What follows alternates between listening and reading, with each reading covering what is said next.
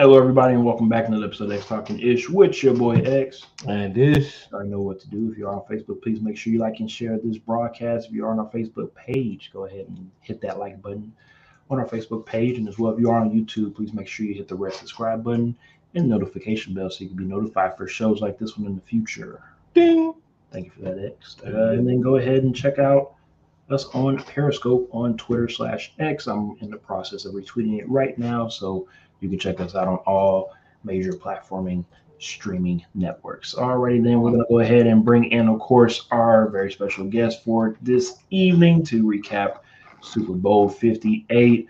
Got to bring in, of course, the now back-to-back champ over there, Mr. Casey McKinney, and Mr. Six-time champ, haven't won one in a while though, Mr. Adrian Lunsford with his Pittsburgh Steelers, and I'm of course Mr. Zero over here, and I'm okay with that because when we win ours in Super Bowl 162, I'll be in my gravesite enjoying my Tennessee Titans win. So with that being said, Adrian and KC, if y'all don't mind introducing you guys, and we'll go ahead and get right into the thing. I'll let the champs go first, baby. Go ahead, champ. All right, I've been around a time or two. What we're doing. Just another football show, guys. Check it out. We recorded tonight, new episode tomorrow, talking about the Super Bowl. Lucky enough on our show to have myself, a Chiefs fan, and a 49ers fan. The second time in the history of our podcast that we've squared off. So lucky enough to get the perspective from both people. So make sure you guys are checking that out. Always appreciate coming on. Should be a fun one. Always is around here. Adrian Lunsford, Pittsburgh Steelers, still the champs. Yeah. Only Adrian can I told you, Adrian not gonna be allowed to introduce himself if he keep doing that. I don't know what's wrong with that intro, man. I keep saying to myself, it's facts, man. We got championships, baby. We go still think we champs. Hey, I'm just starting to act like Cowboy fans, man. That just keeps everything going, man. That's the worst thing we can hear. Oh, Lord. All right, guys, we'll go ahead and get right into the thick of things. Of course, there was this thing called Super Bowl that was played on Sunday, and we are here to recap that thing. Some people will call it the Usher concert. Some people will call it the Taylor Swift Invitational. Whichever one you want to call it, it is what it is. Just know that this was apparently the most watched sporting event ever, which I don't really know if that is technically true or not, but hey, if CBS says the numbers are true, then hey, that's what we're going off of. So seems like all the people that said they didn't want to watch NFL football anymore, seems like they found a way to come back and check out the game for a couple of minutes. And I don't know about you guys, but I definitely feel as though that the game definitely lived up to the hype. Both halves of football before overtime, I felt as though it was some really good football. I think this was one of the most chess match type of performances in the Super Bowl that we've seen in a while. And going into overtime, and we'll talk about that, of course, once we discuss everything, the strategies for both parties. That was very interesting as well, too. Adrian and I talked about it a little bit yesterday. We'll talk some more about it today, but I just want to hear, of course, everybody's insight on what you guys saw. I will start off with Ish, since Ish, I haven't heard from you in a while or whatnot. I didn't hear from you on Sunday when you won and whatnot. So tell me your thoughts about the game and how things transpired. No, overall it was a good game. I didn't really have a lot of complaints as far as anything officiating wise or problems out on the field. I thought it was a good game, well contested, nice defensive battle. I did think that the 49ers should have been able to pull it out. I thought a lot of the things that I called out prior to the game starting were coming to fruition, and I thought it was there for the taking for the 49ers, and the Chiefs just happened to find a way. George Kittle, he was missing in action. I called that out at the beginning of the game. I said, that he would need to have a big game for it to really be a thing, and he was just missing. He was missing. He was sorely missed by them on offense. And defensively, you got to give it up for the Chiefs, man. That defense kept them in the game the entire game. I mean, without the defensive play, which I really feel like it's the story of the season, right? Like the defense carried this team the entire season, and it was more of the same in this game. They carried them through, allowed them to stick around until Patrick could find a way to make it happen. And then the ending for me was poetic because it was classic offensive coach Andy Reid. This guy just the way they called the last play where there's no rushing, they just walk up to the line. It was the confidence was there, and they just executed the play. It just summed it all up for me. The defense kept them around, and you said it, X. You can't let Patrick Mahomes have the ball game on the line. You just can't do it. And unfortunately for the 49ers, they let them hang around until that became a thing. Adrian, I'll let you go next. Well, great game. I just the one thing I'll say, I think I was telling you yesterday, X, but just say it for everybody. I'm so glad that it was a great football game, and I wish that fans could understand that there's going to be a winner and there's going to be a loser. I don't like the fact that everybody's trying to discount what San Francisco accomplished and what Kansas City accomplished. I heard a lot of fans saying that there was, if Kyle Shanahan would have called the same game the second half as he called the first half, they would have won. Well, the same holds true for Andy Reid. If Andy Reid had called the game that he called the second half, that he called the first half, it wouldn't have been a game either. But that's part of football. And I really hate that it's diminished that San Francisco was overrated. Well, no, I think Kansas City was underrated all year. I think that was the biggest factor, is that it was a good game. It was the best that the NFC had to offer. It was the best that the AFC had to offer. A game was well played on both sides of the ball. Wasn't a lot of penalties. The referees stayed out of the way. The game came down to overtime. People act like they've seen overtime games every year in the Super Bowl. You don't. You've only seen it, two or three times now? It's only been twice. So what more could you ask for? There's nothing. The criticism can go out the window. I mean, everybody has an opinion. I don't mind opinions. I just hate the criticism that's come with it. If Patrick Mahomes would have lost, here comes the criticism. He won. Is he the GOAT?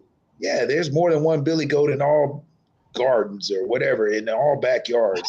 Whatever you want to say, man. The dude is doing it now. Let's enjoy what we see.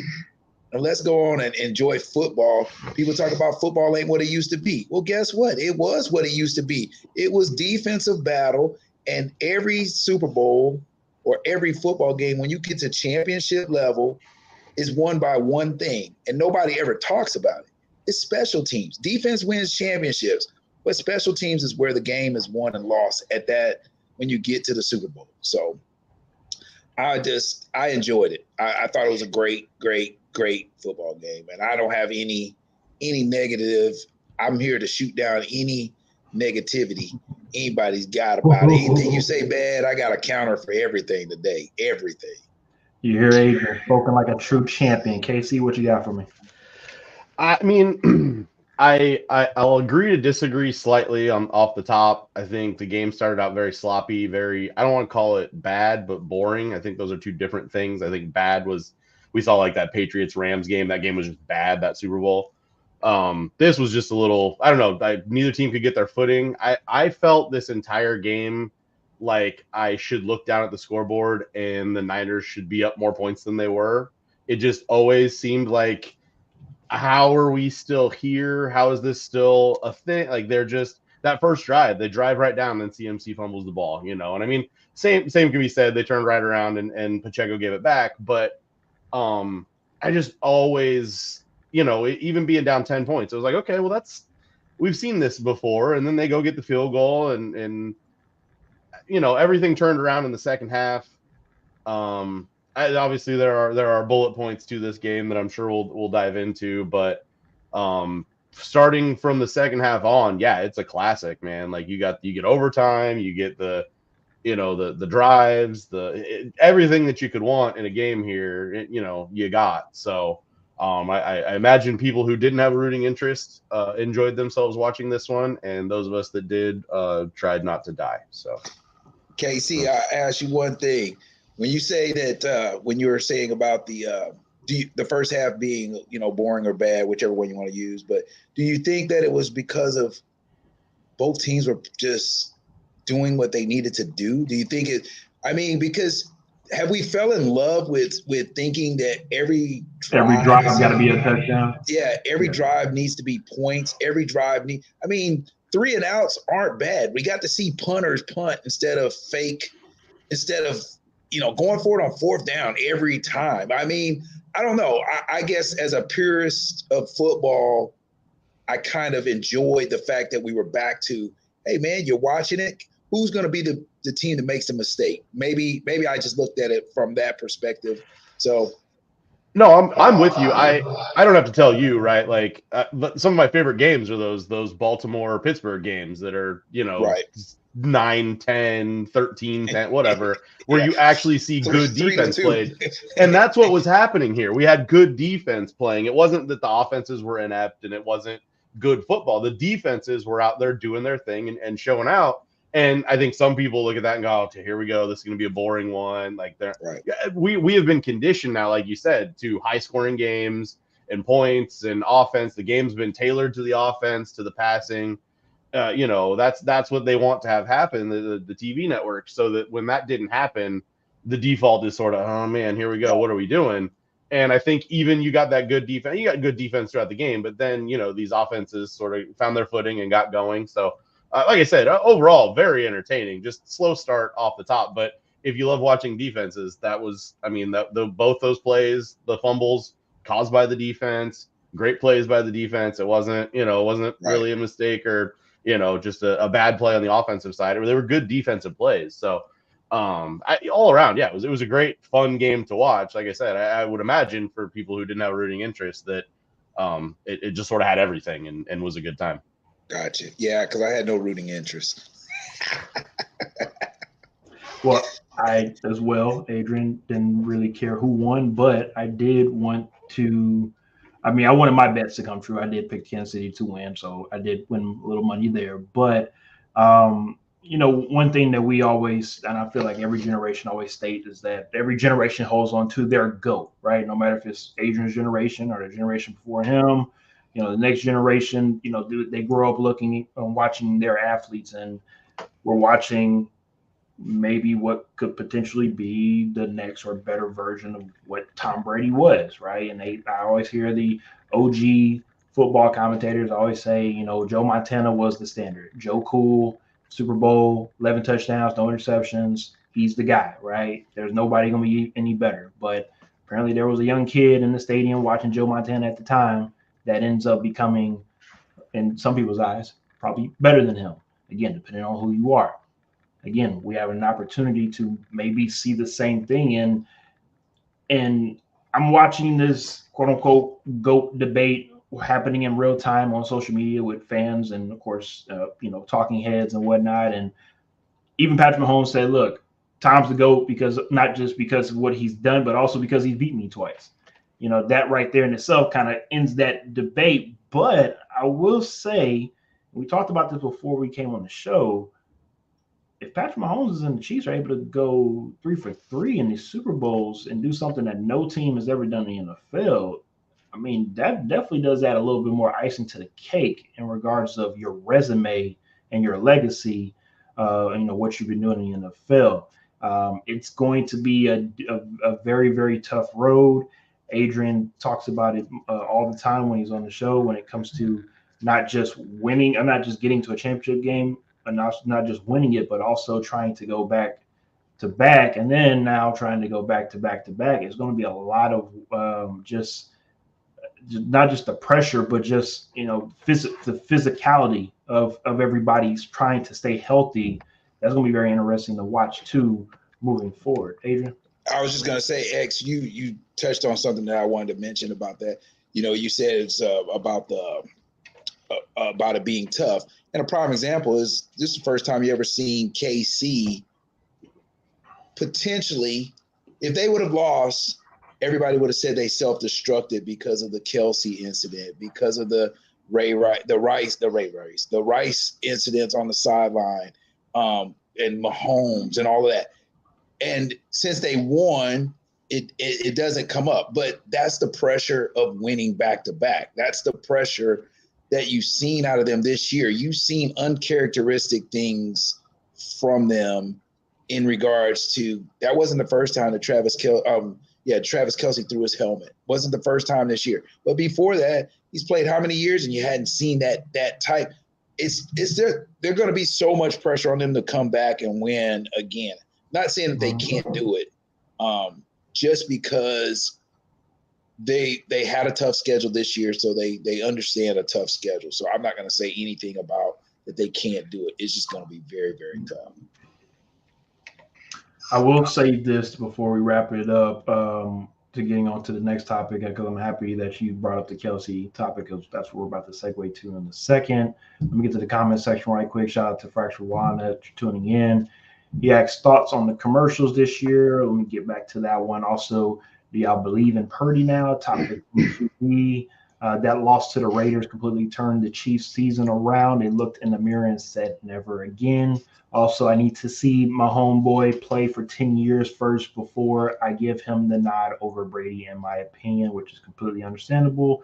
Now, if the Chiefs three-peat, I might have to reconsider his status against Brady, because, again, that's something to definitely put in. All he has to do from this point going forward to catch Brady is basically be Joe Montana, right? Like, he has to go do what Joe Montana did from his rookie year on to catch him. Well, like that numbers wise, I just want to put what Tom Brady did in perspective, right? Like, you're taking Patrick Mahomes plus Joe Montana as far as titles go and all that. That's what he's got to do to catch him. Like, can I rebuttal? He really is that guy. Can I rebuttal though? Can I rebuttal Sure. on that? He won't catch him. This is something that Adrian and I was talking about when it comes to when we talk about guys that play for 15, 20 years, the Peyton Mannings, the Tom Brady's, we've seen different stages of them in their quarterbacking career, right? We've seen Peyton Manning with the Marvin Harrison, Reggie Wayne, Stokely's. Then you go into Denver and Demaryius Thomas and Wes Welkers and whatnot, and being able to still win another championship in Denver. We've seen it with Tom Brady, right? Everybody said he could only win in New England. It was the Belichick system. Went to Tampa, won a championship, right? I'm not saying that Patrick Mahomes needs to leave Kansas City to be proven and whatnot. That's all I'm saying. But sooner or later, Kelsey's not going to be there anymore. Sooner or later, Andy Reid's not going to be there anymore. So I'm very interested to see the growth and the transition for Patrick Mahomes once these pieces starting to move away. And now who will be the receiver or tight end that's going to step up for you to become that next, to be able to allow you to have that next 10 more years of solid play because you have these guys that you trust. So that's what I want to see from Patrick Mahomes. It's nothing, it's a skill set, it's nothing about what he's already done. He could walk into Hall of Fame right now if he decides to hang up the cleats. That's not what we're discussing. We're discussing now elite, right? That's what we're discussing. So that's what I want to see from Mahomes. I'm gonna end it on that. Let me get to the comments right quick. The Purdy question. I don't think anybody's ever doubted him being outside the top 15, right? I think right now, especially with the performance he put on in the Super Bowl, minimum top 10. Like, I don't think he's dropping out of top 10 at the moment. Okay, 10 to 12. 10 to 12. Adrian depends on the day. I give him a little bit above 10, but not much. Again, it's football, man. If you put him in a different system, he may look totally different. I just feel like that's the perfect system for him. I just think that it fits him. I think the same holds true for Mahomes. I think Mahomes is in the right system with Andy Reid. I just don't know that, anywhere else you put him, I don't know that he has the same system. They have so much freedom. Steph Curry with the Warriors thing. It's like not many coaches are going to allow you to throw out that many threes, right? Right. Patrick Mahomes does what Patrick Mahomes does because Andy Reid believes in what he does. And it's just, you call plays and on the touchdown. What was beautiful about I sent it to X this morning, y'all, but I broke down the last drive. They ran the same play basically the entire drive, but they ran it out of a different formation. They were setting them up the entire time for that. That was what was genius about it. It's just because it was a three-way go all on every play, and they knew that. Like his run, pass, it was beautiful. I have to say, when you go and break down the film of it, you're like, oh my gosh, like they were setting this up big time. All right, guys. So let me get to like what we talked about earlier regarding this Kelce push. I want to have you guys start it off first. I'll follow up once you guys are done. But whoever wants to start it off, you guys are welcome. Sure. I don't know. I don't understand why it's a story. I don't know. Like, I get it happened, national spotlight, whatever. But they never cut to him afterwards when he was over there talking to him and them figuring their stuff out. They just want to show you the push. They don't want to show you everything that happened after that. They don't want to show you them arms around each other after the game. This is a game, the biggest game, right? Especially like was said earlier with the pressure on these guys to win too. I think they're feeling even more pressure than they were. Travis probably even more so. With Taylor there, right? Like nobody wants to talk about it, or everybody wants to talk about it, it seems. But I do think there was maybe a little bit more pressure on him there in that situation. He wants to be out there. He's a football player. He was heated in the moment. That's all it is, guys. It really is just that simple. That's all it is. But everybody wants to turn it into something. So if somebody else disagrees, by all means, I'd like to hear it. But I just it's a talking point that'll go away after a couple of days, I imagine. Yeah, I agree. It's football. But the only thing I'll say that's bad about it is it won't have, and not that it should have. I agree with you 100%. It shouldn't have the legs. But what I hate is that something like Antonio Brown, same kind of thing with the coach from what's his name, played for the coach for the Steelers. I can't remember his name, Arians. The same thing. And it had legs forever for the rest of his career. And that's the only thing that I hate is that they even gave that legs. It happens. It's just that the cameras picked it up, seen it. It happens all the time. It ain't the first time that a coach has had to deal with a irate player about not getting the football. I'm telling you now. I still yell at coaches to this day about plays, and it is what it is. I mean, now I don't even play anymore, and I'm cussing. So I think I'm like you. There's not much, nothing at all. Ish. Yeah, I mean, it was already said. I mean, it's the heat of the moment. The pressure is on. They got to win back to back. The pressure, I would say, and I agree, was a lot more than what it was in the past. I think especially because they did place all their eggs in the basket of Travis Kelce. They decided they didn't want to invest in the receiving core. They wanted to go with the rookie. They had all these other guys piecemeal together. And I think Travis, like we said, like has already been said, he felt the pressure. He really felt the pressure. The eyes were on him. And I think it's just a football player wanting to be out there on the field. And I will say, as somebody who has played, as somebody who has coached, somebody who's been around teams like that, I want a guy like that on my team. I want a guy that wants to be out there and make a play. If you don't want to be out there, you're not the kind of person I want on your team, and you definitely not the kind of person that's going to win a Super Bowl. Because in order to win, you've got to be the guy that wants to get out there and make a play happen, especially in a situation like that. You're in the red zone. So yeah, I did not see any problem with it. I don't have a problem with it. Andy Reid didn't really have a problem with it, so everybody else need to be quiet.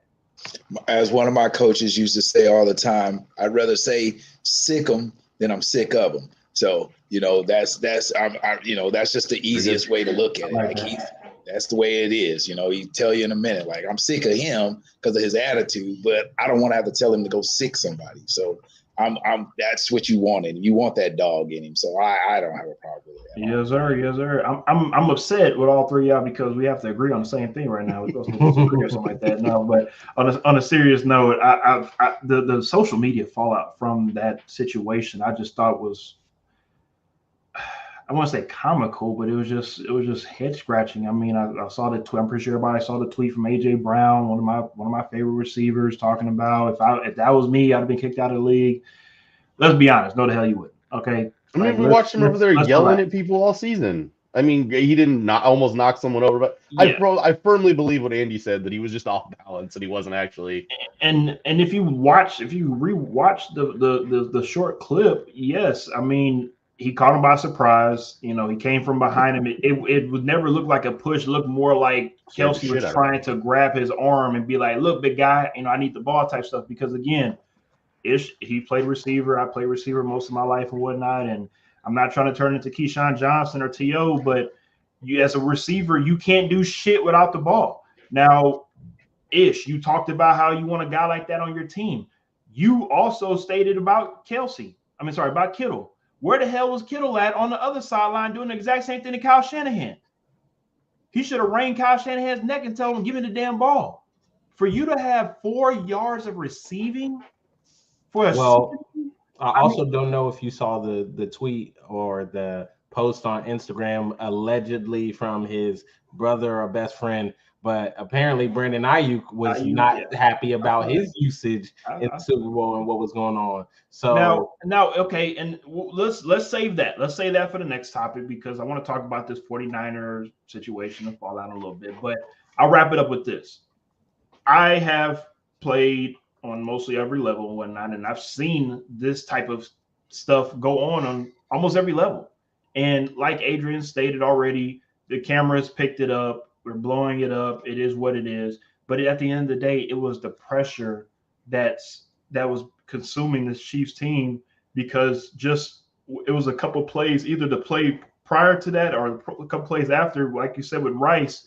You know, you see Mahomes and Rice getting into it, and I didn't really look at it as them getting into it. I just looked at them as fierce competitors trying to, you know, be on the same page with one another, but emotions are high, obviously, because it's a very big game that can change your life forever, right? You know, so I didn't have a problem with it. I'm going to leave the dead horse alone. I'm going to stop beating on it, and we're going to go ahead and move on. Fraction One says, I look at it as a champion challenging another champion to do or be better. In my opinion, I feel like the whole attitude of the whole team changed at that moment. Now,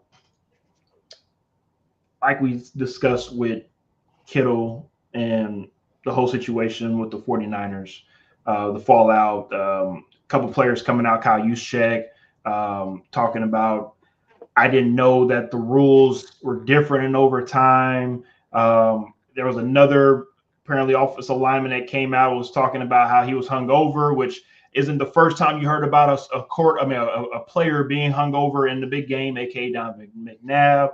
You know, so I say this because I want to ask everybody, is this the end of the end for the 49ers? Because, I mean, it seems like this was their year, right? Like, they had everything going for them, both sides of the ball. Brock Purdy was better than Jimmy G. He's going to get them to the promised land, got them to the promised land.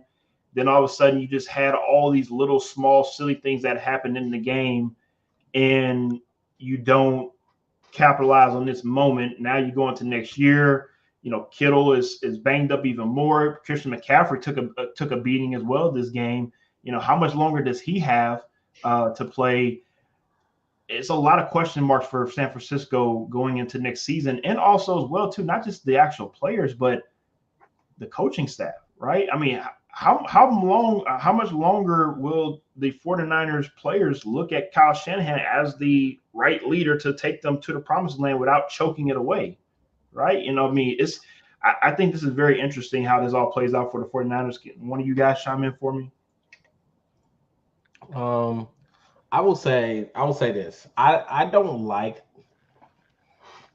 that line of thinking that has been going on around the 49ers. And the reason why I'll say that is I think another coach has called it out already and has said it. Dan Campbell came out and said, he told his team, he said, this might be the only chance you get. This might have been it. And I know that it may not be a popular thing to say, but Kyle Shanahan got this team to the Super Bowl in 2020, got this team back to the Super Bowl in 2024. I mean, they've been around, and even in seasons where they've had injuries and things, they've been able to play it to a certain level. You don't find that very often. I'm sorry, you don't. That's not a consistent thing that in this league, you just find teams that do that consistently, play at a high level consistently, can have, these players. I mean, they were doing it before with Jimmy Garoppolo. Now they're doing it with a guy that is Mr. Irrelevant. I'm sure the people are going to start calling him Mr. Relevant, but that doesn't happen just overnight in this league. So when you have something like that, I don't like the conversation that some fans, I think fans grow accustomed to certain things and they think that it's easy because they've seen their team have some level of success. I can tell you right now, as a Kansas City fan, I am hard on the team, but I'm realistic when it comes to the fact of I know what Kansas City has is special and that it's something that is not guaranteed every single year. And for fans, whether you're upset with the situation in San Francisco, you feel you sad right now, I would say be careful what you hope for. Don't be over there expecting or saying you want Kyle Shanahan gone. You want, so and so mad they didn't get the ball. Okay, they need to leave, whatever. Like, things go wrong in a game plan, things go wrong over a course of a game. But for your team to consistently play at the level that they do and for them to have made it this far, I mean, only 4 years removed from being at the Super Bowl, you got to look at some of that and you got to say, hey, they didn't have it. They played a better team because Adrian said it earlier. Let's give credit where credit is due. The Chiefs defense played well. I don't think Kyle Shanahan went out there and decided he wasn't going to get the ball to George Kittle. The Chiefs defense just played well. So, let's stop this. Everybody want to be mad at Kyle Shanahan. Sure, fire him. Good luck, San Francisco. I hope y'all go find the guy who's gonna bring him back. Don't do it, Mabel. Don't do it. No, get rid of him. Don't do it, Mabel. I'll touch on it. I'll say something that I thought you were going to hit on, but you didn't, Ish. Two things, and I'll make it quick. One, yes, I agree that they're looking at it the way that they need to look at it, that they've done it in 4 years. And the biggest thing is not Shanahan, it's Lynch. Lynch knows how to get players, and quality players are coming through that door, and they are going to be back because of him. He knows championship DNA. He was a hard-nosed player. He understands it, and he's getting Shanahan what he needs. So I don't think that they'll have an issue. But again, it's hard to get back, man. It's just hard. That's just not something easy. And like you said, we're watching KC do it, and people should look at it and think, oh my gosh, this is special, because it just doesn't happen in this day and age with the parity and the way football is set up. Back in the day, yeah, Steelers were a dynasty because you had the best players for 8-9 years in a row. You're supposed to win. You're looking at, you got the best of this. And the other thing about Kittles, and I'll say this from a defensive standpoint, when you got the two corners that they got, McDuffie and Snead, the tight end is not a factor. When you can put them two on the outside and they can hold their own, that play Snead made in the end zone on Debo and not get the pass interference, that just, hey, I'm telling you, special. So now the game changes big time when you got two corners like them. McDuffie and Snead played a hell of a football game at corner, which changes your whole game plan because now Kittle's doubled inside and out. He's, you can play zone underneath that. You can do whatever you want to do, in and out him. You can do so many things. You can take him out of the game. McCaffrey, we can double him too now. Hey, IU, you can talk all you want to talk. Them boys had y'all on lock out there. Them two corners could cover. They did their thing. I'll leave it at that. I mean, my first go-to when it comes to a question like this is always Vegas. The 49ers are currently the favorite to win the Super Bowl next year. So let's pump the brakes just slightly, right? This team, while they will deal with some cap things, right? They signed Bosa to that big old deal. Ayuk's number goes up like $10 million. Like there are going to be some things that they're going to have to figure out. But overall, this team should stay pretty whole and come back. And like, who's going to beat them in the NFC? Like the NFC is not like any great shakes. So I think they've got a fair chance to get back here. That window is absolutely closing. Like it was pointed out earlier, I heard if Brock Purdy was not drafted, if he had just been picked up as a free agent, he could have this year tried to get paid. He can't until next year now. So he's got another year before they've got a decision to make on what they're going to do with the quarterback position and how that's going to work out. I mean, as far as Shanahan goes, and I say the same thing about like someone like Mike Tomlin. If that guy's let go right now, no hyperbole, half the league should be lining up to interview him. Like and it's not. He's a good coach. He's one of the greatest in the league. I get it. They had a bad afternoon, had a bad evening, whatever. This team looked dominant all season long. I think that they will be just fine. They could get back here. I mean, there is the weird trend of teams that lose the Super Bowl not getting back. I can't explain it, but we've seen a lot of it over the past decade and a half. So it will be something that they'll have to overcome, but I do think that this team will be fine for at least another season. I'm very interested. I'm very surprised by some of these comments, honestly, because Casey, you said there's nobody really in the NFC. I mean, I'm not going to throw out the Lions, but I'm wanting to take a couple of eyes on that Green Bay Packers. I like that young core over there. I like Jordan Love. I'm very interested to see what they have going forward and whatnot. I like the Eagles for next year, depending on who retires and who decides to come back and whatnot. Again, I think they will be hungry because they didn't, of course, get back to the Super Bowl this past year. I know Adrian's shaking his head, but they need a whole new mentality. They have new coordinators. I think things are changing in the right direction for Philly. We'll see what happens with them next year. NFC South, I don't believe in anybody next year in the NFC South. I mean, even with Tampa Bay, I don't see them really challenging anybody in NFC. The only other team really, I mean, you can name two in that division, Seattle, but also watch out for the Rams. I know I sound crazy. I know I sound crazy for the Rams, but I feel like the Rams overachieved this past season with the pieces that they had. McVay's like got that weird thing. He can win that. He can beat them. Like it's exactly. That's my point. I mean, the divisional rivals and whatnot, they find ways to beat the 49ers and whatnot. And you're missing a team. Go ahead. I didn't hear you say the Cowboys. Dare not.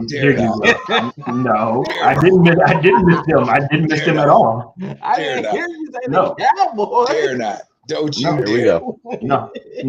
Jerry Jones knows what's up. He's not worried about winning no championship. He makes sure them pockets are lined up. Oh my gosh. At the end of the day, Jerry Jones wants exactly what Jeannie Buss for the Lakers wants, exactly what Jesus Christ. Not Stylebrenner, God damn it. The GM for the Yankees. Everybody wants to be in the news, even if you're talking about the World Series finals or the Super Bowl. When we're talking about the Super Bowl, they're still talking about the Dallas Cowboys. So if that's what they want, then that's what they're going to have. But we won't see them in the World next Super Bowl next year.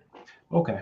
Now I will say, hey, if the Cowboys do get to the Super Bowl next year, it's going to be in New Orleans. I mean that's going to be not too far of a road trip for Cowboys fans. We already know Cowboy fans are everywhere, but that'd be interesting to see. Now, because we're pretty much almost past the halfway mark of the show, let's talk a little bit about the halftime show. I'll exclude Adrian because I'm pretty sure Adrian doesn't care, so I'm perfectly fine with that. Ish, you want to start off first with the halftime show since we talked about it in the pregame show? Yeah, I mean, it was good. All right. Well, thank you for that. All right, KC, you're next. I don't necessarily disagree with Ish. I apparently was wrong about what the best Usher album is, so I got dragged on I'm social sorry. media. Yeah, I had to be the one to. No, it's fine. You weren't the only one. It's fine. What It album just did takes you say? 8701. It's my way. But 8701 is really good. That's the best one. no, I said Come on. it was my way. But He said take me back to middle school, man. Come on, let's go. Yeah, no. No, it was entertaining, right? It's not necessarily. I don't know. It was good. Hey, I'll say one thing, X, about it.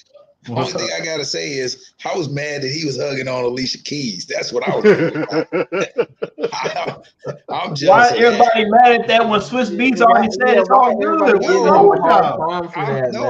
I'm not mad. I'm not mad that Swiss. I'm talking about I'm jealous. I told my wife like that. He up here getting a hug on Alicia Keys. I'm sitting there like, man, what? Come on, brother. Like, man, hey, God dog, Alicia up there looking like, yeah. Now that was the halftime show. All righty then, Adrian. Thank you for your comments there. Yeah, Adrian, you're killing me with that. But you're right. I didn't even think about it like that. He shouldn't be putting his hands on my future wife. Right. What are you doing, man? Hey, I'm sitting here next to my wife, touching her, talking about, hey, you see this? What you doing? Look, man, he touching Alicia Keys. You had to know the source was going at. I'm mad. I mean, honestly, I wasn't expecting for Adrian to say anything. So, I mean, this is all by surprise, for being completely honest.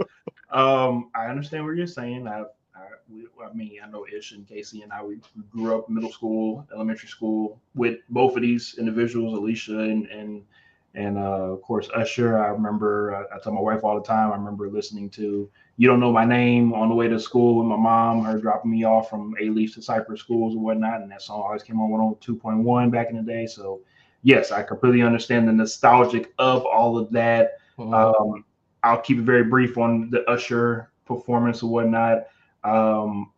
I wouldn't call it the best halftime performance of all time. I wouldn't call it all that, but I would definitely put it in top eight. Top eight. I'm pretty sure there's other performances out there that were probably a little bit better. But I will say, from beginning to end, everything that he had, from the wardrobe changes to the stage performance, to changing into roller skates, to having, of course, the special guests as well. I thought it was great. Again, it made me feel like I was 14, 15, 16 years old again. And I think I saw somebody talking about, that's how you know you're old, when the Super Bowl halftime show you're the target audience for it. So I'm perfectly okay with that. If I'm the target audience, hey, go ahead and keep, next year is going to be in New Orleans. So again, I'm assuming, I could be wrong, but I feel like the easy choice would be for Wayne to be the main performer, and then whoever else after that, whoever Wayne wants to pick. But I just feel like that's too obvious, especially Wayne is buddy, when it comes to the networks for Fox and ESPN. I just feel like that's just an obvious choice. But we'll see where that goes. Dominique Powell says, not even top 8, X. Okay, well, if you got 8 other halftime show performances that are better than those, you tell me. But at the moment, again, I think it was pretty good. So let's wrap it up with a very simple question. 3P. Can this, is this something that is possible, something that can happen for the Kansas City Chiefs this upcoming season? I'll start it off with Adrian. As much as I hate to go against my boy, Mahomes, no. Won't happen. Nope. Casey? So it's possible, right? Anything's possible. They're probably going to lose. You could argue about who the best players on the team are. I think they're going to lose the second best player on the team in Chris Jones. I think he's going to find his way to Chicago or something this offseason. It's just going to be real tough. Unless you can go to these guys and say, hey, we want to make history. We want to win 3. They got to pay Snead. I'd like to see him pay Willie Gay. McDuffie's coming up. You just can't hand out these big old contracts. And I want to pay the kids. It's just how it works. Unfortunately, there's been talk of Pat reworking his deal. You can only really do so much there. This problem, you draft well, it works out for a handful of years, and then all of these guys need paid at the same time. So I think that Chris Jones isn't a part of this team next year. Maybe someone like Willie Gay isn't around either. So that's tough on the defense, right? I mean, but if they can draft well, which they've done the last few years, that's going to be the key. They've got to just continue hitting in the draft. They've got to replace these guys. They got to go get a weapon. Can they, if they let Chris Jones walk and they've got a little extra pocket change, can they entice someone like a Mike Evans to come to town? Can they get, there are other wide receivers, a T. Higgins, a somebody to come chase a ring here in Kansas City? I don't know that they can. They may have to rely on the draft to get it done. I think it's possible. Am I going to bet on it? No, probably not. But the AFC is a tough nut to crack, man. We say this, I said about the Niners and the NFC. The AFC is the total opposite. You've got the Ravens, the Bengals, the Bills, the Chargers. I still firmly believe in are going to be a good team. I agree. I think you got a year or two, but the Steelers. I mean, they were right on the cusp this year, right? That whole division's just tough. Don't worry, Adrian Tannehill's on his way to save y'all. Justin Fields is the lead candidate right now. Inside source. God, that sounds so gross. Y'all not going. Justin Fields ain't going no damn Steelers. He just doesn't seem like the right fit for that team. The lead candidate right when now. When it happens, I'll shut up. But if it does happen, you gonna shut up. I'm telling you now. That's perfectly fine. That's what they need. He'll fit perfect for them. It just seems weird to me, but he'd fit right in. I think the power run, all that, but I think they can do it. It's a tough gauntlet to get through the AFC, man. But if they come out on the other side, I can see them doing it. I mean, that's the goal now. They're gonna do the parade tomorrow and then back to work. Pat said it himself. We're gonna party for a couple days and then we're looking at 3. Let's go get it. Before I pass it over to Ish, I'm happy that you brought up the Mike Evans acquisition because I was the guy can dream, saying the exact same thing. I don't think it's a dream. I think it's something that definitely can happen. Mike Evans is a guy that, again, he has his money, he has a Super Bowl. Why not go and add another Super Bowl to your resume? Be on a team that they need a receiver like Mike Evans, and maybe he could take a discount. Does Mike Evans bring anything to them? Seriously, I'm not being. He led the league in touchdowns this year. Yeah, but that's with Baker Mayfield. What are you talking about? Mike Evans has plenty left in the tank. I think he comes there, he becomes a big target threat. He takes pressure off. I ain't trying to give him a 4-year deal or anything, but like I'll give him a 2-year for what 40 or 35, something like that. 40. I'll say this: his numbers speak volumes. But I'm not impressed with anything Mike Evans has ever done on the football field. Oh, he's a walking Hall of Famer, so I don't know. I mean, by numbers, he is. I get that. Look, but it's not just a 1 or 2 season thing. He's done this every season. He's been in the league. Minimum 1,000 yards. I know. Look, 1,000 is easy. What's 1,000 yards in a passing league? Come on, man. You're not wrong, but everybody ain't doing it though, Adrian. No, I agree, but what's 1,000 yards in a passing league? It's still remarkable. Even more remarkable, a guy like Derrick Henry and Christian McCaffrey doing what they're doing in a passing league, being running backs. Are you ready for the answer? Yeah, go ahead. Take the mic. Yeah, it's not gonna happen. Okay, it's not gonna happen. And I'm just being real. It's not happening. And I'll say this. Every year you give me crap. You've been giving me crap the past couple of years because I haven't picked the Chiefs to win the division. What? And what? Everybody's always like, Ish, why aren't you picking your team to win the division? Yeah. The reason why is because as a fan of the Kansas City Chiefs, as somebody who watches the Kansas City Chiefs and follows them year round, that means I have to follow the teams in the division. And the thing that people are not taking into account is that the teams that are in that division are not building teams like other teams are around the league. They're building teams to beat Patrick Mahomes and the Chiefs. That's why throughout the season you see the Raiders come through and win these games against the Chiefs. That's why you see the Chargers play the Chiefs the way they play the Chiefs, because they're building their teams specifically to try to beat the Chiefs, because they feel like, hey, if we can beat the Chiefs, if we can get through the division, win the division somehow, that will give us a chance to go on and do all these other things. The Raiders, okay. I'm not saying the Raiders are going to win, but what I am saying is Casey already called it out. The AFC is far harder to get through than the NFC is. I think when you look at a team like the Ravens, they've been built for years to be a team that makes a deep run. They just haven't been able to put it together. This year was by far their best attempt at doing that, and they fell short because they ran into the Kansas City Chiefs. When you look at the Bills, well, they didn't run. You're right, they didn't. When you look at the Bills, I mean, eventually we're gonna have to start having the conversation of Josh Allen being a really solid and good QB. Maybe he just isn't that guy. He's Jim Kelly. He's their generation. This generation, Jim Kelly. Okay, sure. He's Jim Kelly. I don't know why we keep doing that. Now, I don't know why. X, you need to stop, okay? You need to stop. Because you were talking about Joe Flacco this year, and I told you he come back play of the year, baby. Come back play of the year. Okay, Trent Dilfer 2.0. Just come back play of the year, baby. Put some respect on his name. 2.0 stuff. Yeah, I am. Trent Dilfer. Trent Dilfer also won a Super Bowl. Trent Dilfer ain't never won comeback play of the year though. But continue. Because he never fell off. He was always. It never was on. Oh, okay. You got to be on to fall off, sir. Hey, Ish.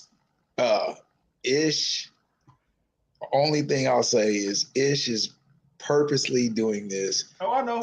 In regards to every year he doesn't. You get it too, huh? He doesn't pick the KC. Hey, he doesn't pick KC. And this way, he has no letdown if they don't win. This is the most reverse psychology I've ever seen. That's what KC do when it comes to betting. Oh, hey, we're not going to win, but I'll go ahead and put some money on KC. Right. Hey, he just doesn't want the final when the year comes and he gets let down. He doesn't want it to hurt so bad. I know what it is.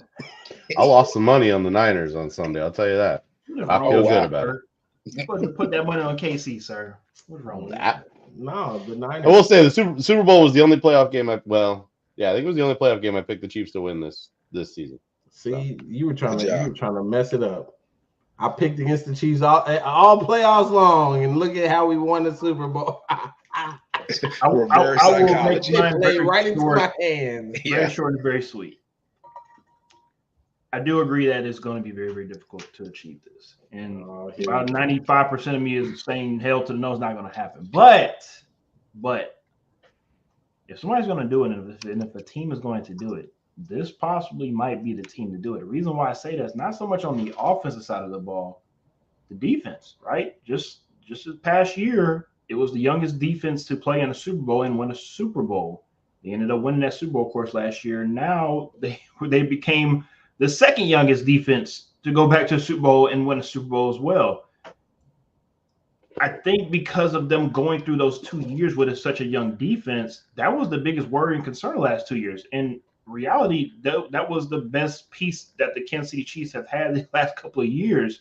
And if that is the case, it's not like we need to worry about, can this Patrick Mahomes offense, can they come together to not let down a defense? Like, we've never said anything about this offense when it comes to Kansas City.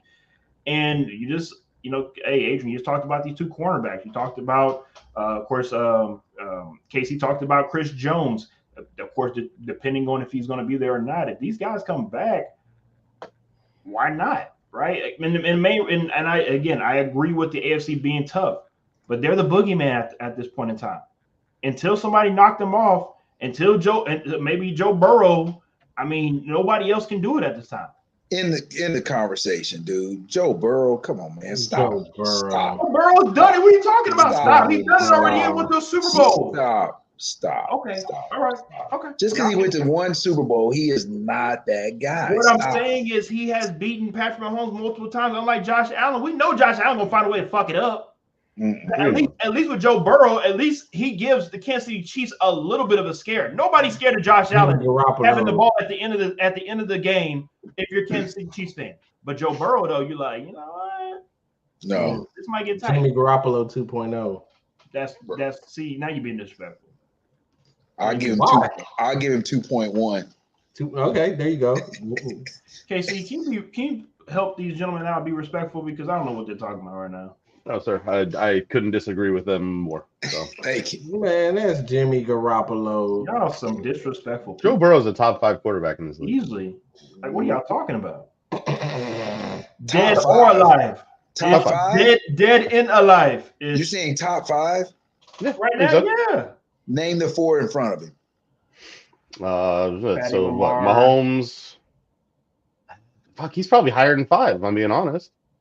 I mean, I'm he's listening. Like, what, you want Lamar, who's got just as many playoff wins as MVPs? Okay. I don't Well, I don't understand the thought process there.